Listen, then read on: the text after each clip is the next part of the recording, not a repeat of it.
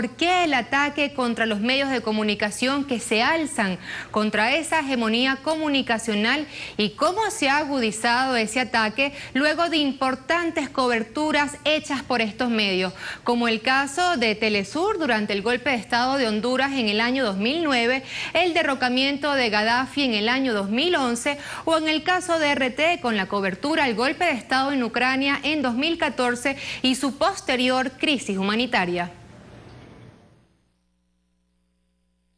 Bueno, sin duda que la crisis de Ucrania ha marcado un antes y un después a la hora de valorar a RT por parte de las autoridades occidentales. Me estoy refiriendo a Europa, al Reino Unido, a Estados Unidos, entre otros. Sus dirigentes, así como diversos medios de comunicación, han mostrado su cara más reacia a que se enseñe al mundo un punto de vista diferente al que se vende desde sus posiciones. Esta tensión que se ha creado en torno a nosotros se denota y mucho, por ejemplo, en las ruedas de prensa de la Secretaría de Estado de Estados Unidos, donde cada vez que nuestros corresponsales o nuestros enviados a ese lugar, bueno, pues realizan alguna pregunta, ponen en muchos aprietos a los portavoces que en numerosas ocasiones son incapaces de responder de forma convincente e incluso a veces se nos intenta cortar de forma rotunda porque molestamos. Y es que las informaciones que difundimos a través de nuestros diferentes canales incomodan demasiado a Occidente y a Washington en concreto y chocan con vehemencia contra la, entre comillas, verdad que intentan, bueno, con la que intentan adoctrinar desde la Casa Blanca o Londres a todo el mundo a través de medios como CNN, Fox, BBC y diferentes grupos mediáticos de prensa o internet.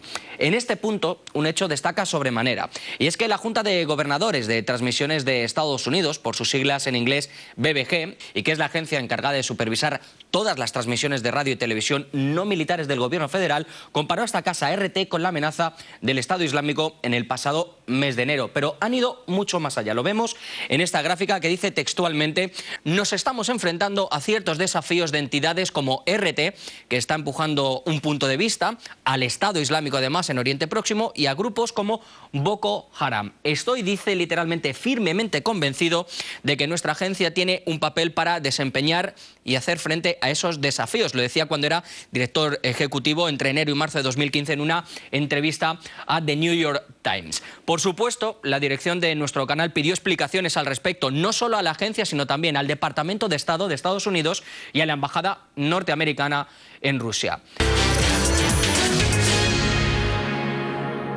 Y para analizar este tipo de afirmaciones y el por qué parece que nuestro punto de vista incomoda tanto a Washington, vamos a entrevistar ahora al politólogo estadounidense y al que fuera asesor del presidente norteamericano, Ronald Reagan. Hablamos de Paul Craig Roberts. Señor Roberts, ¿cree usted que para Estados Unidos y para Occidente es una prioridad manejar los medios de comunicación y dar su visión del mundo? Washington está acostumbrado a controlar los medios norteamericanos televisivos y utiliza a la CIA para controlar a los medios británicos y europeos. Probablemente usted conoce el libro realizado por un redactor de un periódico alemán. Dice que antes publicaba bajo su nombre los artículos que le entregaba la CIA. Él señalaba que eso es algo normal en Europa y que no hay ni un solo redactor en el continente que no dependa de la CIA. Cadenas como Telesur y RT son el objetivo de Estados Unidos y de Occidente porque no están en el mainstream. ¿Hasta dónde llega su límite? Ustedes conocen que últimamente las autoridades de Estados Unidos comparan a RT con organizaciones terroristas. Lo que hacen las autoridades norteamericanas es transmitir a RT que no quieren que el canal ruso informe sobre los asuntos que ellos no quieren que sean publicados y además no quieren que se diga la verdad. Washington intenta controlar toda la información, incluso la que viene de RT. Señor Roberts, estoy seguro de que nuestros compañeros de Caracas quieren realizarle también alguna pregunta. Así es, Javier, muchísimas gracias. Señor Craig, ¿qué tan importante es esta guerra mediática, como la califica Estados Unidos, para conseguir objetivos geoestratégicos?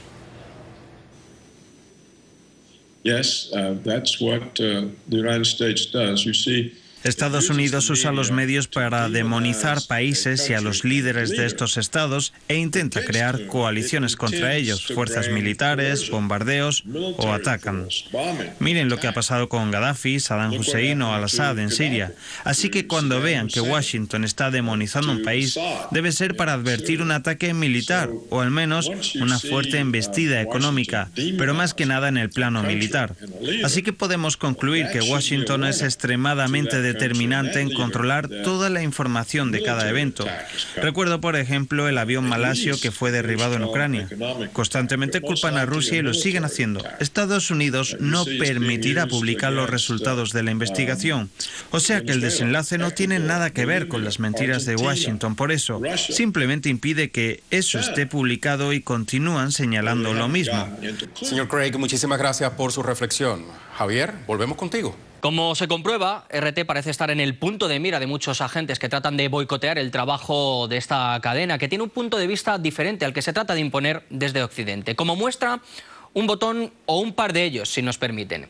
El programa Daily Politics de BBC se disculpó en directo con RT y desmintió ciertos falsos rumores y datos sobre el trabajo de la corresponsal Anastasia Churkina, de quien se dijo que había entrevistado en directo a su padre, Vitaly Churkin, quien es el representante de Rusia ante la ONU. Escuchamos. Anastasia Churkina, ¿saben quién es? Ella trabaja en los informativos de RT. ¿Y su padre es? Embajador ruso. En la ONU. ¿Y qué hizo ella? Ella entrevistó a su padre en directo. Pero la conversación no quedó ahí y subió de tono. Acusaban a esta cadena de lo siguiente. Le digo una cosa, ¿ve usted Russia Today? Tengo que confesar que no. Yo lo he visto, incluso me ha gustado. Venga a nuestro programa. Oh, es uno más de los espectadores. Me ha gustado porque es propaganda total del Kremlin, pero eso por sí mismo es útil. ¿Y por qué es propaganda total del Kremlin? Porque es un buen modo de saber en qué piensa Putin y qué metas persigue su política exterior. Esta serie de acusaciones y de acciones son contrarrestadas por ustedes, por la audiencia, que cada vez va más en aumento, tanto para Telesur como para RT, y también por voces que claman por la pluralidad informativa que ofrecen nuestras cadenas. El megáfono propagandístico, que es el canal RT apadrinado por el gobierno, ha sido desplegado para promover la fantasía del presidente Putin sobre lo que está pasando en la realidad.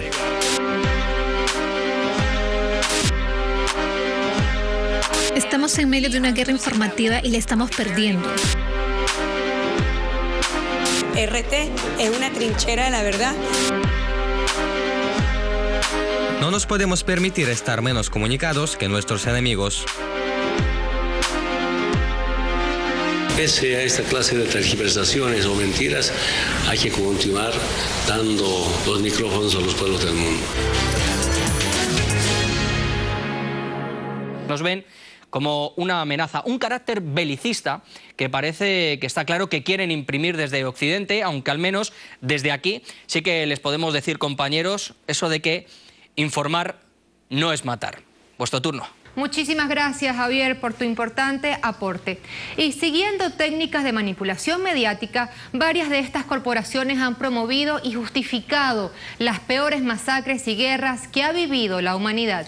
Por ejemplo, en 1994, en Ruanda, el grupo de radio y televisión Mil Colinas llamaba a sus seguidores a exterminar a los Tutsi, la etnia minoritaria de ese país. Su llamado provocó el exterminio de, escuche bien, 800.000 personas de dicha etnia. En 2004, la Corte Penal Internacional condenó a cadena perpetua a 3 directivos del grupo Radio y Televisión Mil Colinas por genocidio, incitación pública a cometerlo y crímenes contra la humanidad en las modalidades de persecución y exterminio. En la sentencia, los jueces apuntan que los directivos de estos medios no respetaron la responsabilidad que conlleva la libertad de expresión y envenenaron las mentes de sus lectores y audiencias. Igualmente puntualizaron que fueron estos medios los que prepararon el terreno para el genocidio. Como les dijimos, hoy los responsables están presos y condenados a cadena perpetua, pero su odio exterminó a casi toda una etnia. Pero al parecer no aprendieron con lo ocurrido en la Guerra de los Lagos. En 2001, los medios repitieron sin verificar la versión de la Casa Blanca. Aseguraron que Saddam Hussein tenía armas de destrucción masiva y que había que acabar con ese presunto peligro. 14 años después, todo el mundo sabe que fue mentira, que el gobierno de Estados Unidos mintió para justificar una invasión. Pero ahí queda un país destruido, en ruinas, con millones de muertos y grupos terroristas que proliferan por el propio financiamiento del gobierno estadounidense y con sus reservas de petróleo controladas por transnacionales estadounidenses y europeas. Otro caso se vivió en la propia Venezuela, fue en abril del año 2002.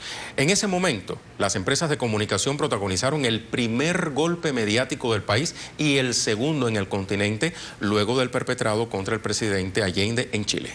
En esa oportunidad, los medios convocaron una marcha opositora que ya desde un inicio estaba planificada para que se desviara hacia el Palacio de Gobierno, como lo demuestra la primera página del diario El Nacional.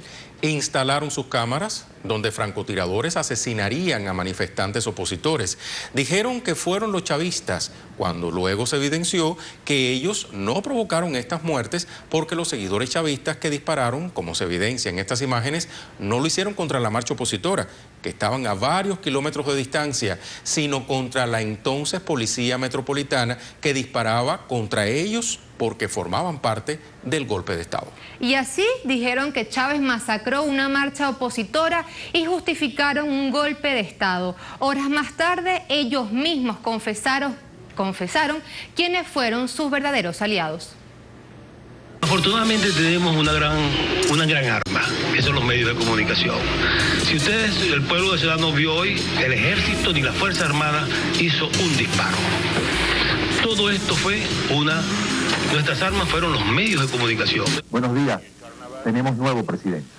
Debo decirlo, gracias Venevisión, gracias RCTV. Yo voy a decir una cosa, y nosotros tenemos que decir, tanto Venevisión como RCTV, gracias Televen, gracias CMT, gracias Globovisión, gracias medios de comunicación. No puede aceptarse que menos de una decena de emporios, principalmente norteamericanos, 4 o 5 de 7 u 8, determinen lo que se lee, ve o escucha en el planeta. Cuando las élites latinoamericanas afirman que no existe libertad de prensa, es porque sus medios de comunicación ya no tienen impunidad para manipular la verdad, o porque nos atrevemos a contestarles, a disputar su hegemonía, a desenmascarar sus mentiras. Cabría preguntarse si una sociedad puede llamarse verdaderamente libre cuando el derecho a la información y la propia comunicación social están en manos de negocios privados con fines de lucro. Y aunque este es un problema planetario, en Latinoamérica, dado los monopolios de medios, su propiedad familiar, sus serias deficiencias éticas y profesionales y su descarado involucramiento en política, el problema es mucho más grave.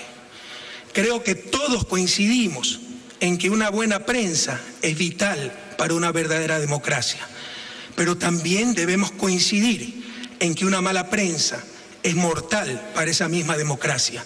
Y la prensa latinoamericana es mala, muy mala.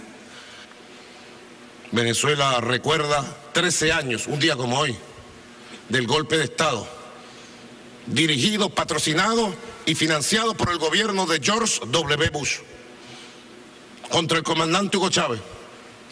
Hicieron lo mismo que ahora hacen contra mí, una campaña mundial, todas las televisoras, CNN mintiendo, una campaña mundial, todos los diarios en su portada, en Buenos Aires, en San Salvador, diciendo Chávez es un dictador, Chávez mató a su pueblo para justificar el derrocamiento y asesinato.